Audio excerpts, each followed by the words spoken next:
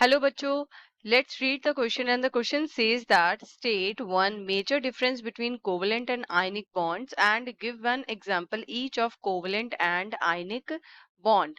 So, what is the key point, key concept for this question is to know about the covalent and ionic bonds. So, we have to know about the covalent and ionic bonds. Now, first हम बताएंगे कि क्या difference है covalent bond में and ionic bond में. So major difference जो है वो ये है कि कोवलेंट बॉन्ड बनता है between the atoms by sharing of electrons. So ये बनता है by the sharing of electrons. और जो आयनिक बॉन्ड है ये बनता है बाय लूजिंग और गेनिंग इलेक्ट्रॉन्स. सो ये जो मेजर डिफरेंस है ये है कोवेलेंट बॉन्ड और आयनिक बॉन्ड के बीच में. Now we have to tell the example. So हमें एग्जाम्पल बतानी पड़ेगी. सो कोवेलेंट बॉन्ड की एग्जाम्पल है जैसे वाटर. सो इसमें दो एटम्स हाइड्रोजन के कंबाइन करते हैं एक एटम ऑक्सीजन के साथ.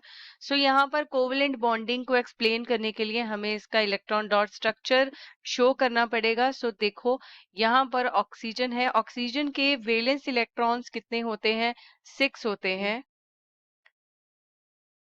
तो यहाँ पर अब जो हाइड्रोजन है हर हाइड्रोजन के पास एक एक इलेक्ट्रॉन है.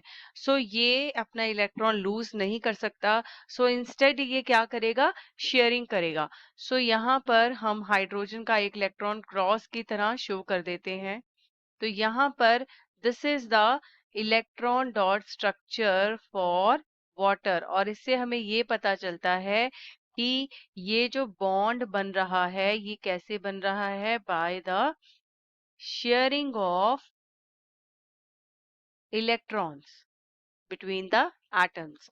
Now coming on to the example for the ionic bond. So ionic bond में हमने बोला है कि ये बनता है इलेक्ट्रॉन्स की लूजिंग और गेनिंग से. सो यहाँ पर हम ये शो करेंगे कि आयनिक बॉन्ड की एग्जाम्पल क्या है? जैसे कि NaCl यानी कि सोडियम क्लोराइड. अब सोडियम जो है सोडियम के पास 9 इलेक्ट्रॉन्स होते हैं.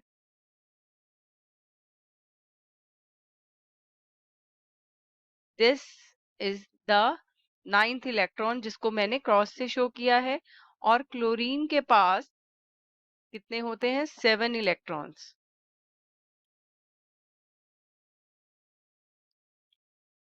अब ये जो सोडियम के वैलेंस शेल में 9 इलेक्ट्रॉन्स हैं दैट उसको अपने जो ऑक्टेट को कंप्लीट करने के लिए स्टेबल करने के लिए ये एक इलेक्ट्रॉन देना होगा.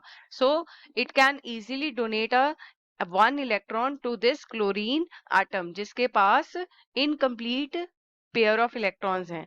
सो यहाँ पर ये जो इलेक्ट्रॉन है ये क्लोरीन को दे देगा और यहाँ पर ये क्या हो जाएगा?